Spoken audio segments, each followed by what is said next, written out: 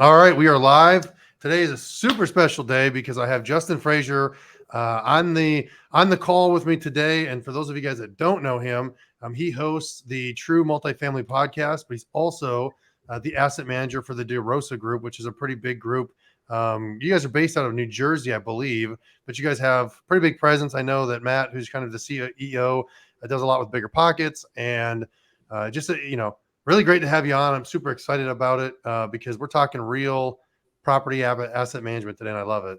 Thanks for having me, Seth. Yeah, man, asset manager, that's my jam. That's my topic. So, everyone talks about finding deals, raising money, all the fun stuff. But what happens when we actually buy this asset, this property, this business? We're buying a business and somebody's got to run it. So I can't wait to get into that with you. Yeah, I think that's the one thing, and if anybody's listened to me for any length of time, I always talk about how that finding deals is great, finding capital is great, putting those things together is awesome. But once you close, how do you execute that business plan? And then I think that's one of the most important things that investors want to know, or even if you're buying it yourself and you're going to own 100% of it, what is the plan? And how do you accurately get that plan to work and come to fruition? So glad to have you on. Maybe let's get started with just kind of talking to viewers about like how you got started. Did that look like for you? Because I think it's a little bit different for everybody. Yeah, of course. I started, I found Bigger Pockets. I had just gotten a new job and was making a little bit of money. But I was in that early stage where they don't quite have enough projects for you. And so I just was like sitting around kind of bored and was like, what do I do with this extra? I was making, I don't know, 20 grand more a year than my previous job or something. And like, what do I do? And Bigger Pockets came up, and it was like right around the time the podcast was just starting, and they were like, buy real estate. And I was like, oh, okay, cool. I'll buy one, and so I bought a single family house for $80,000. It was what I could afford in the town closest to me, Trenton, New Jersey. And it was a learning experience, but I self-managed. I learned how to be a landlord. I set the unit up. I screened tenants. I showed it. I collected rent. I heard the excuses about the rent being in the mail, and then I did my first eviction, unfortunately. And then I did my second eviction, unfortunately, and just kind of went through it. But through all that, at the end of the year, I was still cash flow positive. And I was like, well, this is kind of cool. Like this was a mess, but I also bought something and it produced cash flow. And can I do that again? But unfortunately, I was out of money because I put it all into that first project. So I started learning, going to local meetings, RIA meetings, and learning how to use other people's money to buy houses. So I partnered up with a partner of mine, and we bought 2 more houses in New Jersey, and just rented them out, flipped a house using 100% somebody else's money. I put no money into it. Learned that I did not want to be a house flipper because I used a general handyman for like, I don't know, it was probably like an $80,000 renovation that we did. It was a mess. We made a total mess of it. But at the end of the day, it took a year, but we still made a little bit of money. So learned the hard way on that. But I really like the idea of like rental properties and the cash flow and figuring out how to sort of processize that. And so then I was hosting a meetup. At that point, I was running a meetup in the area, and my friend Matt came to speak to our group about a 49-unit deal that he had just done. And the way he spoke about it was, he explained that, he had someone that helped him find the deal. He had an underwriter help him run the numbers, and he had like all these people that he kind of assembled to go do this thing. And he was sort of the captain of the ship. And I was like, oh, I could probably do that too, because I was a project manager. I was managing software development projects. I'm like, I see like the business application, the scalability of like going to buy a larger property. And so I started looking around, started educating myself, went to Matt and said, hey, brokers were laughing at me, right? I had 3 single family houses, and I had flipped a house and had done a wholesale deal. And I was like looking at like $3.5 million projects, and brokers were laughing at me like, well, who are you? And so I went to Matt and I said, look, I'm going to do the hustle. I'm going to do the legwork. I'm going to raise the money. I'm going to do all of it. But I need like experience, right? I need someone that's got like a track record here besides my track record. So, he agreed. And I do want to stress, this was not a cold call. This was not a cold introduction. This is like we'd worked together for years at the RIA and on smaller projects. And Mm-hmm. so it was a relationship that had developed over many, many years. And so he knew what kind of person I was. We weren't, business partners, but he knew what kind of person I was. And I was like, I'm going to go do it. I'm going to give you a piece of my piece. We negotiated what that would look like. And then it took me about 10 months, but I hustled and drove and toured properties and met brokers. And 10 months later, found a 40 unit and syndicated that deal. And so it was a 40 unit deal, raised $660,000 for it from my network, found the property manager, found the contractors, found everybody, and bought it. And that kind of got me started into multifamily. Yeah, no, that's great. Like, I think that's well, a couple things I got to ask you. So, like, when you got started and you bought that first house, did you have a mentor or anybody that you were kind of learning from outside of just listening to the podcast, and you just thought, The hey, very I'm going to give this a try? the very first house, I actually found a realtor that was a landlord in the area, and so he owned maybe like 5 or 6. Super great guy, very older guy, just wanted to share some knowledge. And he and I drove the streets of Trenton, New Jersey and Hamilton, New Jersey, and just up and down. And he'd be like, you don't want to go down that way. This neighborhood's okay. Stay away from that. And just over time, we talked about, some, things to look for, some things not to look for. I was really afraid of contractors. I had never had any kind of relationship or experience managing contractors, working with contractors. So I was pretty particular about the kind of house I wanted that didn't have structural work or major damage. It really just needed like some cosmetic fixes. So we spent a lot of time looking for that very first house. But I would say that he was probably the first.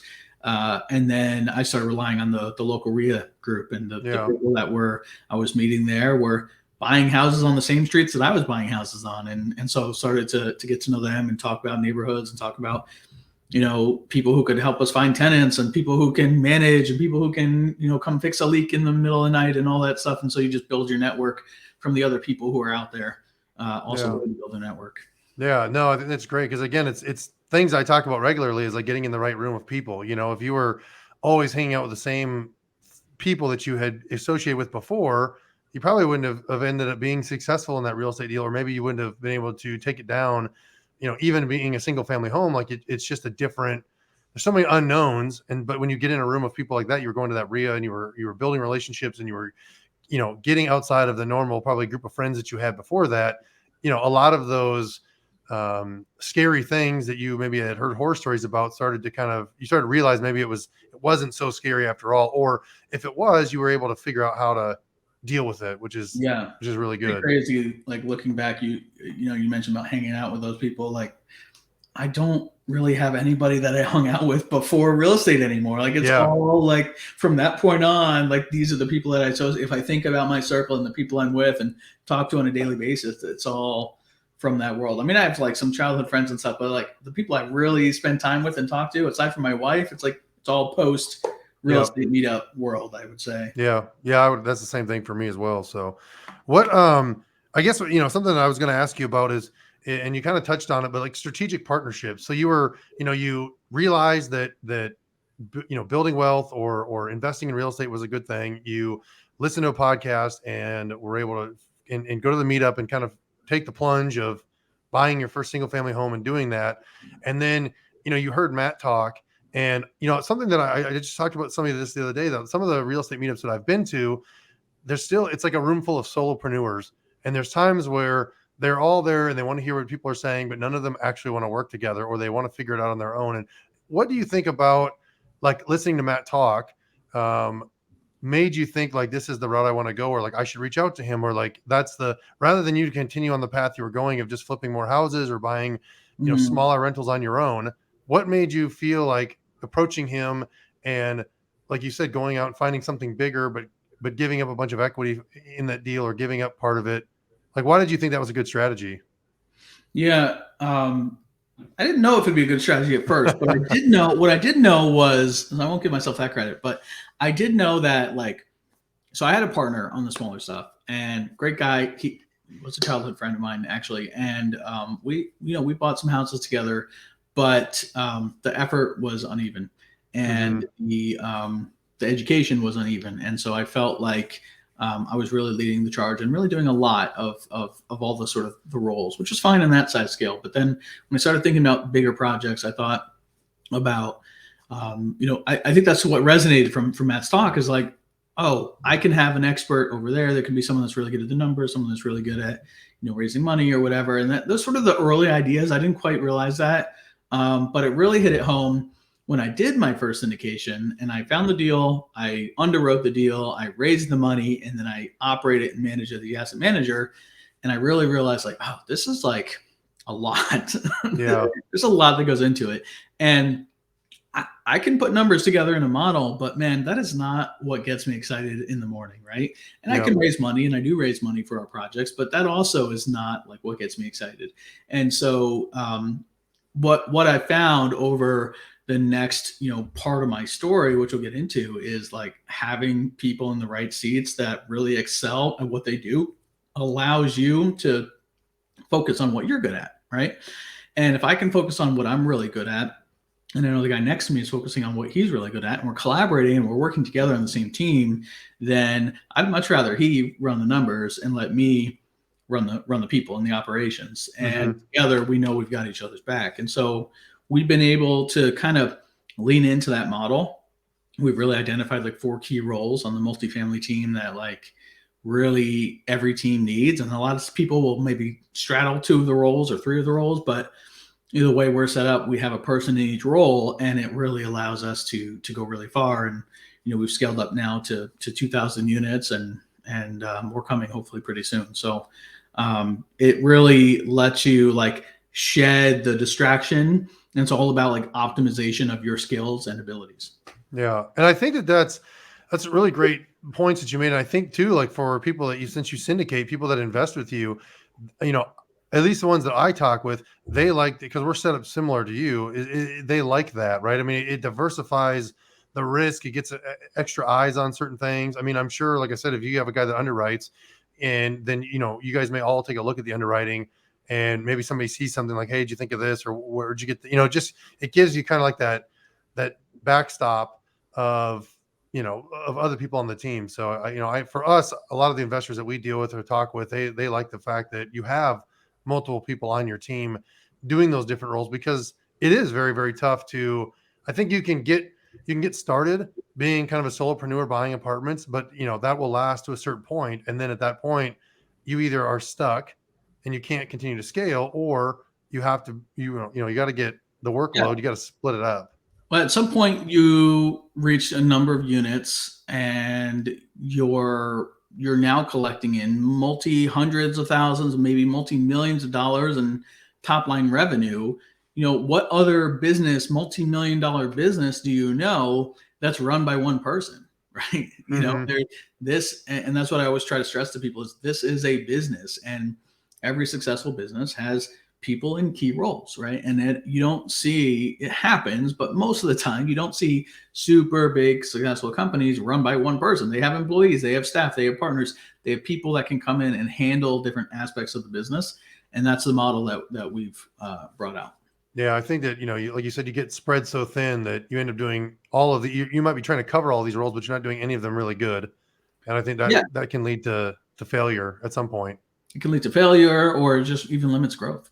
I Yeah. mean, Yeah. if you can do it, even if you can do it and you feel like you're the best person for the job for all those roles, well, as you try to scale, well, how are you going to go raise, $10 million for that when you get to that point and do the underwriting and be confident enough in all your numbers and the latest on interest rates and where that's going, and also best practices in asset management and who are the contractors in town and who is your managers work. Like there's so many different pieces, and when you're talking about hundreds of units at a time, there's no way that any one person can handle it without, Yeah.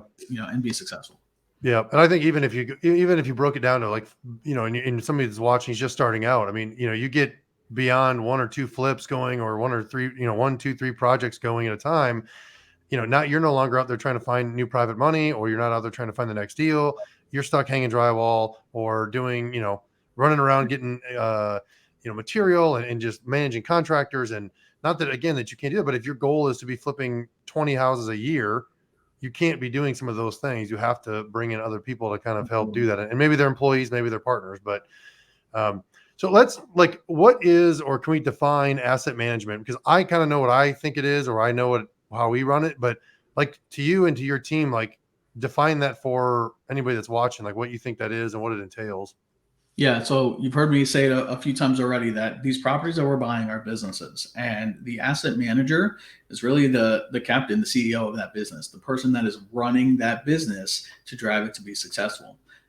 So we have 11 different businesses under our DeRosa Group umbrella right now, for all the different properties, and each one has its own staffing plan and marketing budget and strengths, weaknesses, opportunities, and threats. They each have their own place in the marketplace. They are living, breathing businesses, each one. And so the asset manager is responsible to increase NOI. I mean, the most straightforward way is it's the person on the ownership team responsible for increasing the NOI. But really what that means is they are the strategic mind in pushing and driving the business. And so we have property management. For your audience, if they're starting off with a single family house, right? A property manager and an asset manager could be the very same person. Could be you. You're self-managing. You're an asset manager. You're a property manager. You're making all those decisions.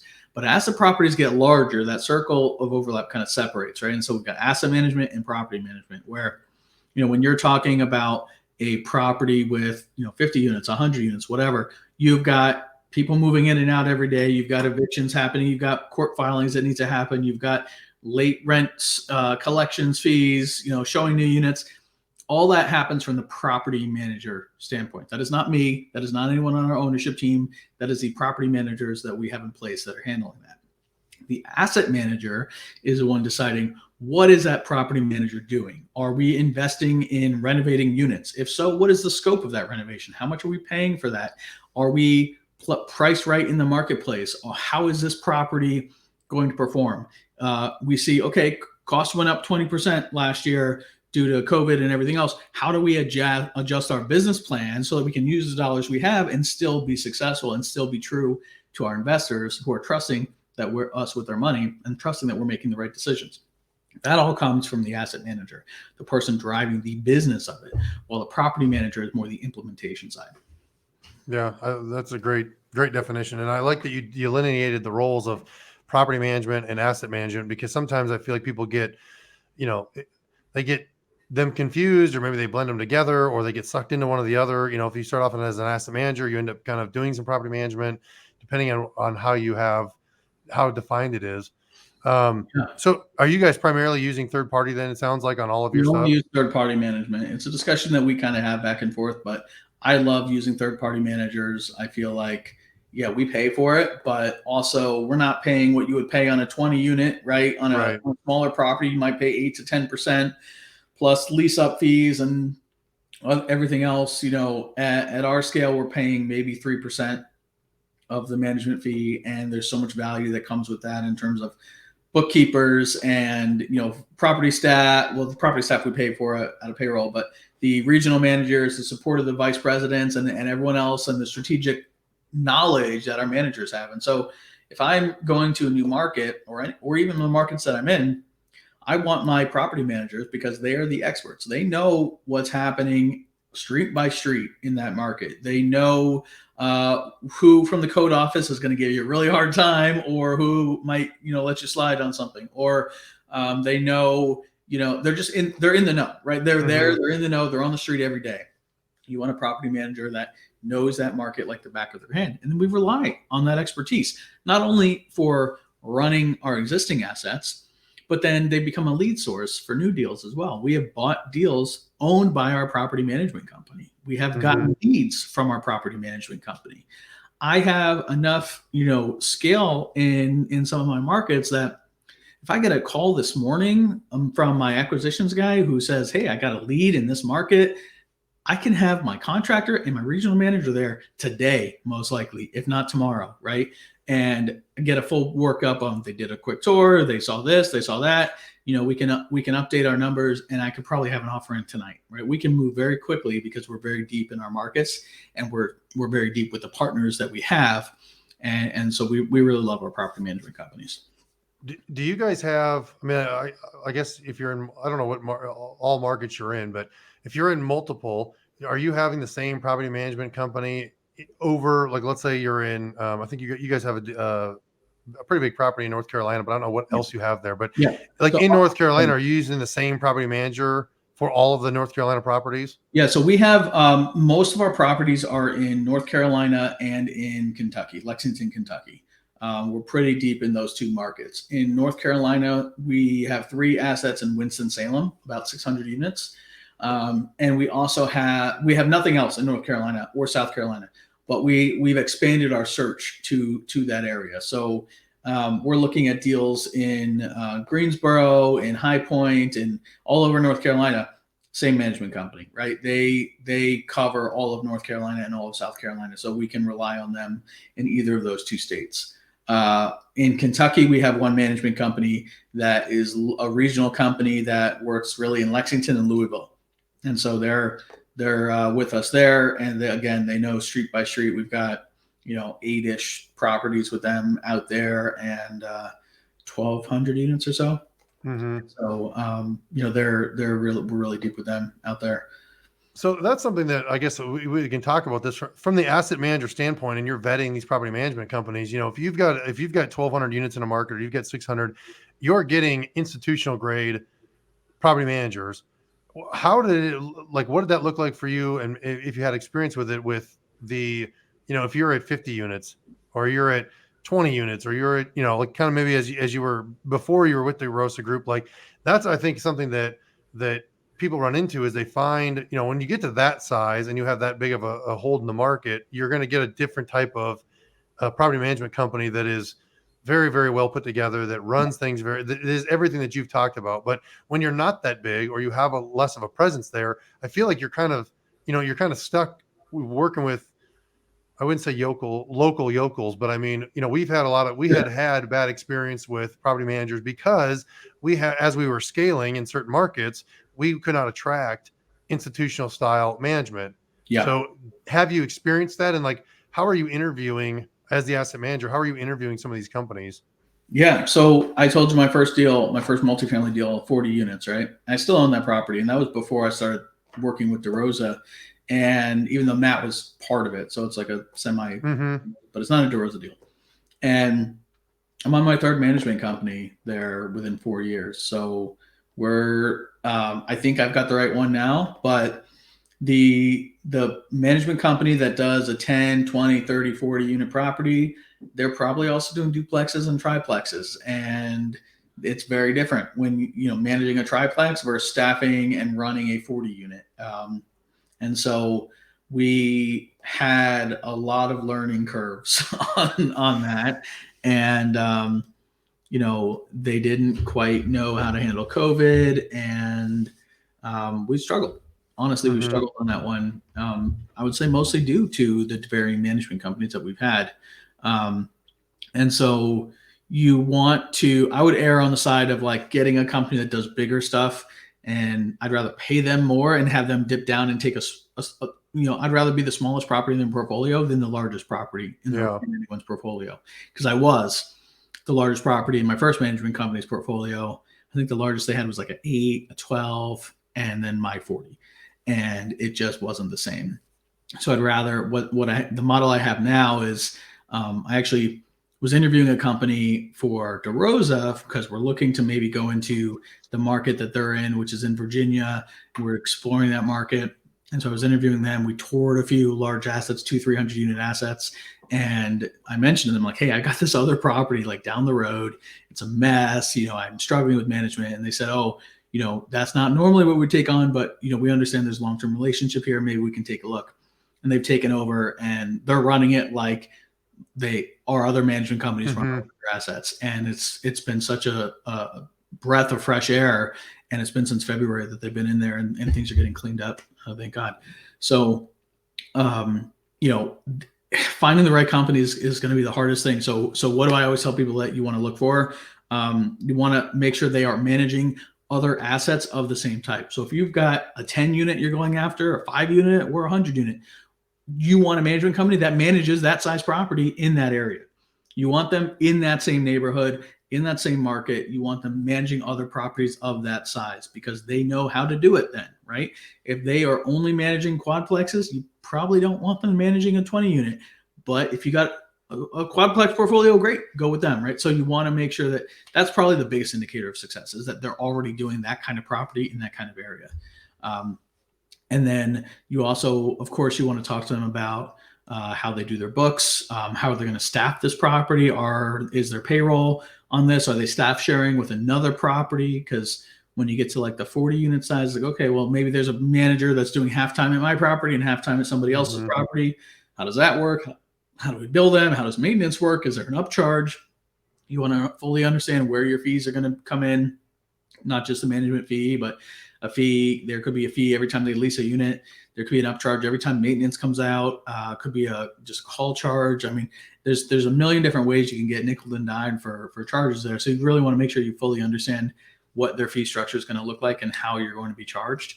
But chances are, in my experience, I'd rather pay more for a larger scale management company to come to the smaller property than to get a company that's maybe out of their depth. Yeah, no, I 100% agree. And I think to your point is also asking, like, have they managed that class of asset before? Class as well, absolutely, is a big one, because if I've seen people that are super successful, like in A class, but they're terrible in C class, or they just don't have any idea what they're doing because it's so different. Or have they managed, if you're buying something and your value add plan is a ton of remodeling and construction, have they managed a property while that's going on? Because I've also seen a lot of people, they don't know what to do with that, or they don't know how to do it, or early on we were told no, that they wouldn't do it because, like, bring it back to us when it's stabilized and we'll manage it. But we don't want to touch it in the interim between where you're buying it today and getting it stabilized, because it's a lot of work doing it during that stabilization period. And some companies are not along for that ride. They're not good at turning it around. They can come in and run it when it's 95% and all the major CapEx is done, but other companies can handle it. We had a company that managed a property for us in one town, and we love them. And it was a similar size property. We brought them to interview for actually we kind of just assumed, like, hey, you're going to come. We got another one. You're going to come manage this property in this other town, maybe an hour away. And it was just a lower class property, bigger, heavier CapEx and all that. And at first they told us, we don't think we can do it. And then they called back and like, well, we can, but here's our payroll projections. And it was like off the charts what they wanted to spend. And it turns out they were sort of stepping into more of the B class, A class type properties. And this was no longer in like their core focus. And that's okay. Like, we're still friendly with them, and hopefully one day can bring them back on to manage that type of property for us. But that's not what we have. So we had to go find another company that does manage that type of property for us. Yeah, I think that's and knowing that up front is super helpful, right? It's always bad when you learn it 6 months into it, or a year, you know what I mean? Like 3 months in, and you're all of a sudden you're like, it's not going well, and you realize that they weren't the right fit then. So I think interviewing them, asking the right questions, seeing some of the properties maybe that they manage, some history of, like, give me some examples of other properties that you've taken full cycle like this. And another one that we ran into problems with was construction. So a lot of people will buy a property and they go to the management company and they'll just say, hey, we need to do all this construction. And the management company will volunteer and say, oh yeah, we can take care of that, because they're used to doing unit turns or basic things. But I've seen a lot of guys have deals go bad, or they burn through their CapEx budget way too fast and way too early because they're overspending per door. And, I don't know if you guys have, I'm sure you've seen it, but to me, that's all part of asset management, right? Is understanding those things, keeping a close eye on those things, understanding if you're getting off track a little bit, because, and I'm sure you've seen it as well, like, that's where these deals, they're bigger, but they can go sideways.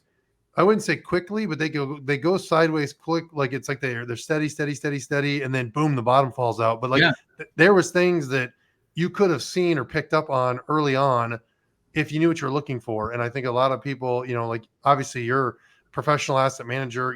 I feel like we're pretty good. We even hired an asset manager that's got 25 years experience doing it, but seeing those things early and then trying to correct them before they become a big problem. Yeah. We're learning as we go. Right. So if I can kind of go back to the rest of my story there, after my 40 unit, I was working a full-time job as a project manager, and I got laid off 3 months after I closed that 40 unit. And so thankfully and not thankfully, Matt was having some problems at another property he had just closed, and they didn't have an asset manager. He had a great underwriter, and Matt is very good at like raising money and sort of being the captain of the ship, but not in the details. And so, since I had nothing to do because I was between jobs, I was like, "Oh, I'll drive you to North Carolina and let's go, figure this out, right?" And so we went down there, and he's telling me about the challenges on the way. And so we get there, and like, I took a contractor and literally sifted through his box of receipts to figure out like what we owed him, what he owed us, and then we're negotiating with the property manager, and actually came to the conclusion that we had the wrong manager, needed a new management company. And all of a sudden I was like, oh, I can add value here. And there's a space here for an asset manager, some of my skills.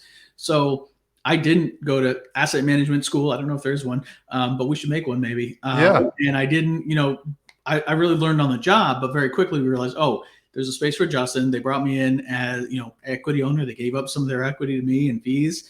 And I said, okay, I can kind of support my family. I had baby number 2 on the way, by the way. So I can like try to, no pressure, but we're going to try to figure this out. But we did. And then in the next year, we bought 3 more properties, and started scaling out our portfolio. Yeah. And sort of fast forward now, like 4 years later here, I'm a partner in the DeRosa Group, and we are, we have employees and staff and all kinds of like really cool things happening. But we have members of each team. We rely on our team members. But your question, to kind of go back to like, your question was about, sorry. No, you're good. No, we were just talking about like the choosing the right management company, not letting them kind of oversee construction, and just kind of overseeing construction, having the right person. So I kind of have been. My point was, I figured it out as I went. And I think that we're in a pretty good spot now. But if someone is just kind of starting out, like some of the pitfalls that we hit along the way was exactly what you said. Like the bottom can fall out pretty quickly, and so the asset manager has to keep super close eyes on everything. And we have a dashboard that we've created that monitors, let's see, what do we monitor? Occupancy is number 1. That's like probably the biggest correlation, I would say, for success of a property's occupancy. So we always look at our occupancy. Is it up? Is it down? How are we doing compared to last month? We have a trailing 12 months on the chart. Then we look at collections. How much money did we bring in this month versus last month? Where are we trending, up or down? How much is delinquent this month versus last month? We look at how many units we've renovated. Have we renovated, or have we turned them, right? And we have a nice little chart that shows us how we're tracking there. We look at NOI. I have a chart that has my budget. There's 3 numbers. There's what our underwriting NOI was. And then usually after year 1, my property manager makes a budget. So we have our budget NOI, and which might be close to our underwriting NOI, or maybe not, might be higher, might be lower. And then the third is where are we actually tracking. And so we look at where we're tracking on the NOI from that, which is income minus expenses. And we look at that month over month as compared to our budgets. Yeah. So, I mean, that's really, really critical, really important stuff. But that by looking at that every week, it starts to, we start to see trends. We start to see things that start to go the wrong way before they start to go the wrong way, or as they're starting to turn the wrong way. So we catch these things a lot earlier. It's not that I'm waiting for a quarterly report to see, occupancy's down 6 points, or, where our delinquency is up or something. It's pretty obvious, like where we slip and how far we're slipping and how that compares to our plan. And the more we look at that, the stronger we get, because we have that data that we can compare against. Yeah, I think having a dashboard like that is absolutely imperative to having a successful property or a successful company that you've created in running it, because those are the things that, like you said, if you're not monitoring those things on a regular basis, things can get away from you quickly, and then the deal goes south. Or you can make any deal look great on a spreadsheet, or in a pitch deck, or sending to investors, but like, that's the thing that I don't think anybody talks about enough is, once you close, I got to see all the pictures of you doing those things on Facebook and whatnot, but then how did it go over the next 2 years, or the next 3 years, or the next, whatever of time frame? And nobody ever comes back on and says, hey, remember this deal that we bought, in 2021? Well, here's where we're at, 2022 or the beginning of 23, and talk about those things. And I think that it gives people it misleads people to think that buying these big deals is easy, or if you're not the guy buying 1,000 units in a year, that you're somehow not doing it right. Right. And Tim and I always talk about buying, we'd rather buy, a 500 of the right units than 1,000 of the wrong ones, Oh because, yeah. you can buy 10,000 doors by just simply being the highest bidder. Yep. I mean, look, we're looking at some projects right now, and one is big and juicy, and like probably 2 years ago, I would have been like, that's awesome. But man, we toured it, and it's like, there's so many things. Like, there's so many risk points that I'm concerned about things going wrong. And normally we can handle like a dozen of those in our underwriting, but there's like, windows and gutters and roofs, and there's mold and there's termites and there's and normal, and like we can budget all that, right? But then Yeah. if that's what I can see, what's going on behind. And so I'm concerned that maybe that's not the right project for us. And so that's a discussion that we're having right now, is like, yeah, we can come to a number, but even if we come to a number, should we come to that number? Yeah. And Oh, 100%. is that the right project for us in our portfolio at this time?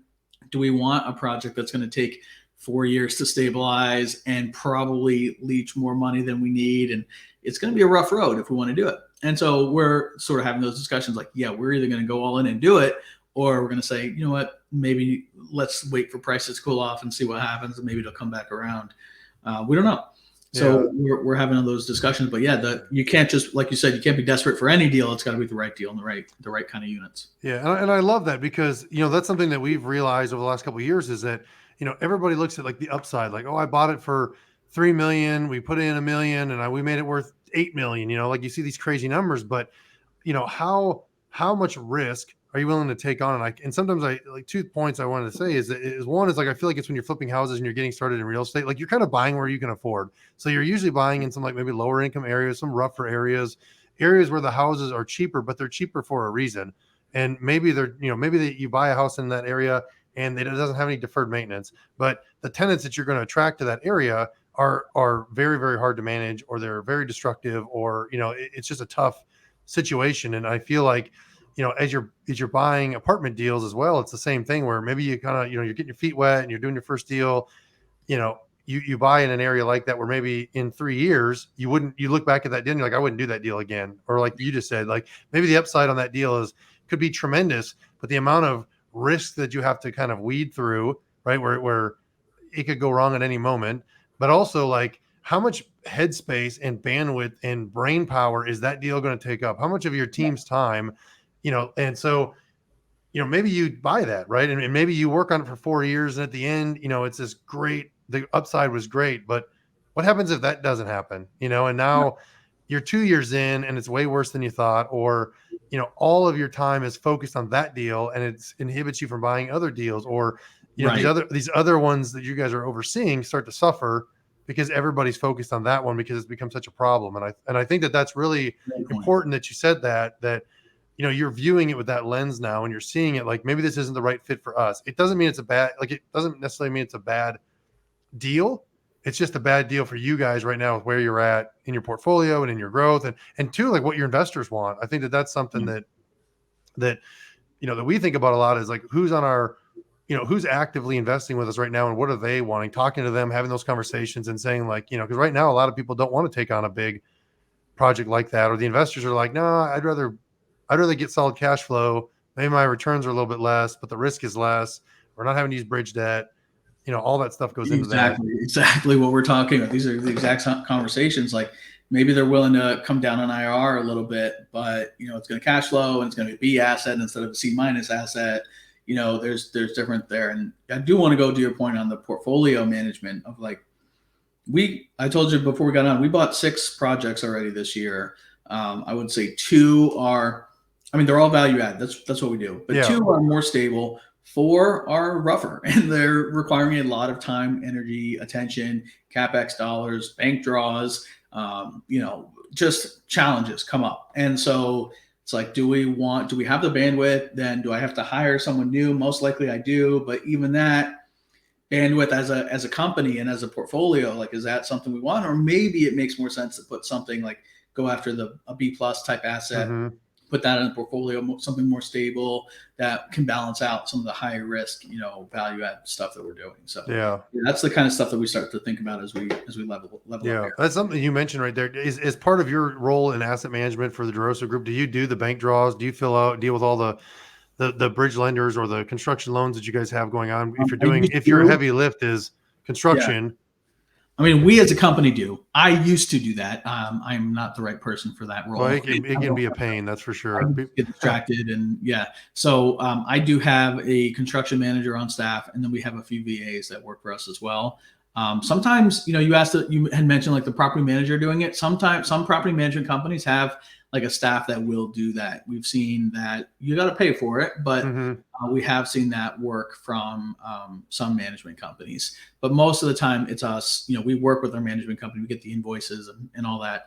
And then we submit the draw requests. Okay. Yeah. And like I said, there's pros and cons, right? You can either raise the equity, raise the extra money and not have to go through the headache of doing bank draws and all of that side of things like a construction loan, or, maybe you keep the equity and you don't do the raise, the more raise, and you go through a bridge lender like that and you have to do the construction draws. And I mean, that's a whole nother thing that people don't, I think, consider or talk about, is like what that looks like and getting lien releases and getting the work done. All the nuances that go into that it's a lot harder than just like, oh, we're going to do the construction and we're going to do this. It's fine. We'll just get reimbursed. We'll submit a receipt and get reimbursed. It's fine. Yeah. It's we've got a lender right now that's holding money back. We've given them everything they want and they're just not releasing the money. And it's like, I know there's no argued with the person yesterday on the phone, because I'm just like, it's killing us right now because we need that bank draw and they're just not giving it to us. And we're, so there's a lot of things, like I said, that I love the conversation. Yeah. Because it's behind the scenes stuff that nobody talks about. Yeah. A perfect example of that. It was on a repair reserve request. We did a refinance last year. They said, hey, you've got to do last July. They said, you've got to do parking lot. There's alligatoring, there's cracking. Okay. They showed us like 4 pictures. So we took those pictures, handed them to the contractor. Contractor did the work. We submitted it back to the lender with the receipts. They had held back like $80-some thousand. We did it for 18. Perfect. They're supposed to send us back the full 80. They're saying, no, you didn't spend 80,000. I'm like, I didn't need to spend 80. I only needed to spend 18. And they're like, well, maybe you should have done more. I'm like, well, this is the only stuff you outlined. Like, you clearly sent me 4 pictures, so I fixed those 4 areas. Like, what else do you want? Oh, well, we inspected and we found a few more areas. I'm like, okay, well, where does it end? Because my documents show 4 specific areas, and now you're adding more areas because I spent less and I got a contractor to do it less than what someone in a desk in an office in New York decided it should cost.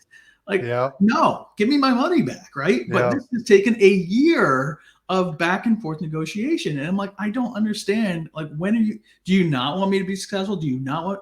So all that, like that conversation, the proof, the discussion, it's like, it's not just submitting a receipt and getting paid back. There's, hours of phone conversations and email burden and proof that goes into this. And it's like, there's so many things that go into it that you don't even realize is part of running these assets. Well, I'm glad it's not just me then, or us, because we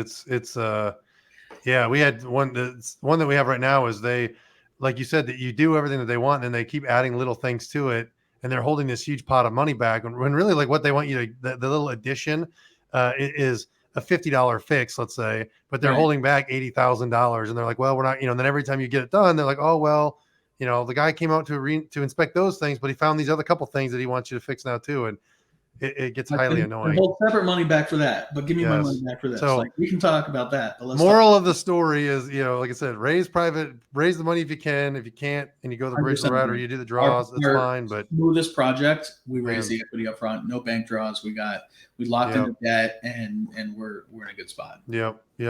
So let's talk a couple things that we're kind of closing up. Is the biggest mistake that you feel like you guys have made or you've made running a property? What do you think of that? Maybe you got a couple examples, but I got a few because I said I learned on the job, right? I would say a lot of my hard lessons learned came from that 40 unit that I bought before I had a team around me.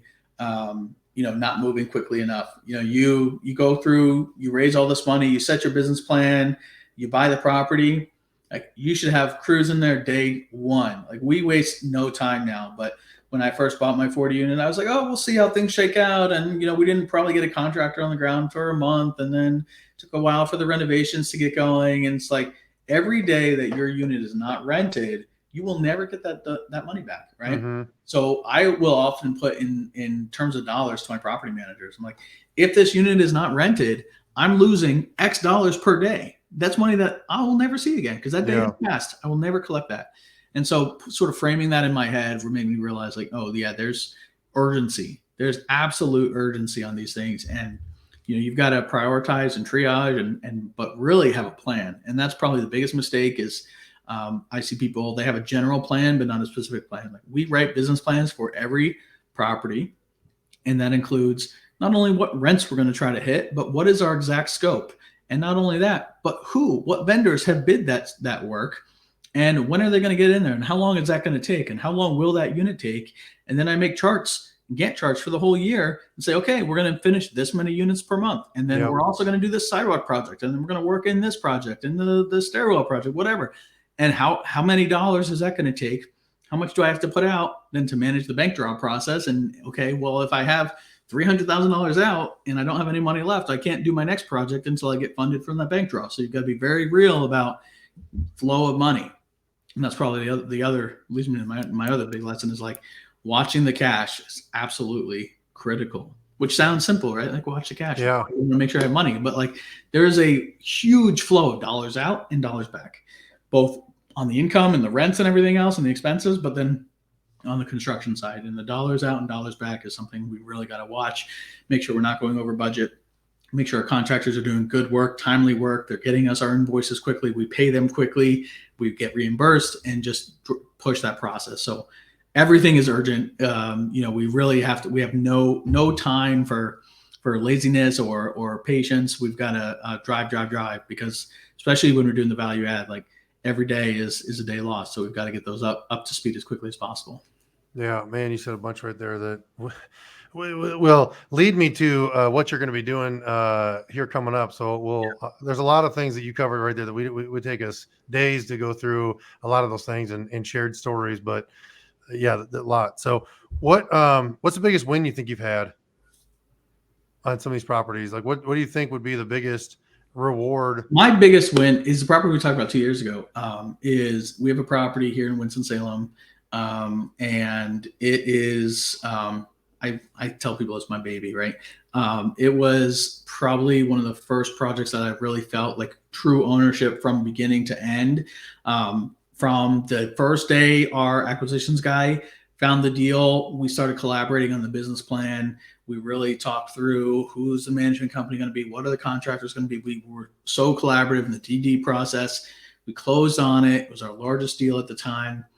And we've just been executing on the plan, and we've got really good managers, and we're seeing incredible results. We've almost doubled our rents, and that's just up to market, but we've seen great market rent growth.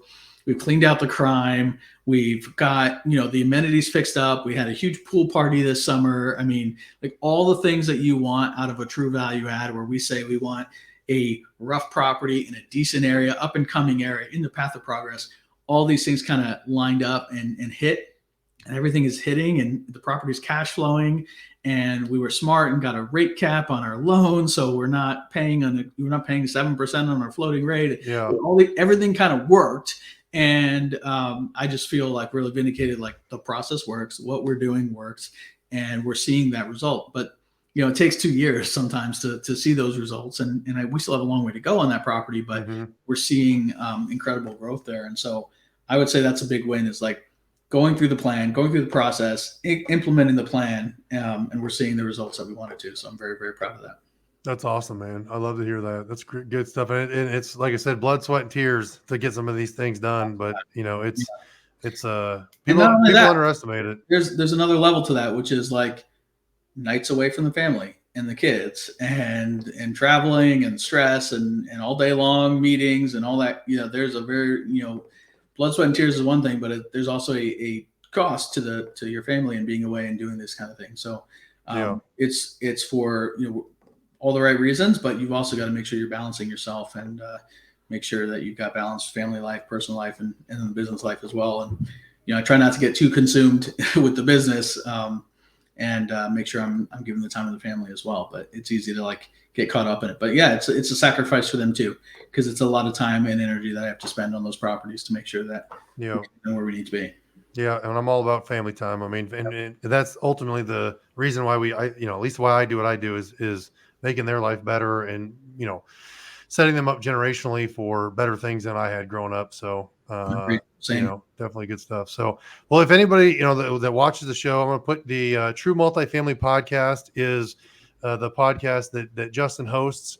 It's filled with, I'm not sure how many episodes you're at now, but it is a plethora of knowledge, of real stories with real investors, with real operators. It's one of my favorites that are out there because he keeps it real, and they talk about real things. And I think that's something that's lacking in the market today is people really talking about how to operate these things like we've done today. And we just kind of scratched the surface in a little bit of time. We could sit and talk about it for hours, which, if you're watching and you're interested in doing that, you can go to the degrosagroup.com/tour and sign up for the asset management course that they're going to host. So why don't we talk about that real quick while we're kind of ending things? Thank you for that. So in about 3 weeks, December 7th through 9th, we are hosting some folks. It's a small group. We're hosting them in Winston-Salem, where we have 3 of our assets. That property I just told you about, that Big Win property, is one of the ones. We're going to go spend an entire day at our 3 properties that we have in town, each one talking through the business plan, interviews with our contractors, our property managers, our regional managers. We're going to walk through like rough units that haven't been touched, the end result, the renovated units. We're going to really spend the time talking about the business side, like everything we just talked about, how to turn a property around, like an entire day on the ground at those properties. And then the next day is going to be more of a classroom setup, but the deep dive on with the rest of the team. And so I mentioned before, I have a guy that runs acquisitions, a guy that runs capital raising, and a call him the brain, the guy that runs the underwriting as well, and then myself. And so we all together run this business. And so we're going to have a deep dive on the other 3 sides of the business that Friday, where we get in capital raising, like common objections people have when raising money, like you want to put a deal out there. Well, how do you actually have that conversation? We're going to get into all that.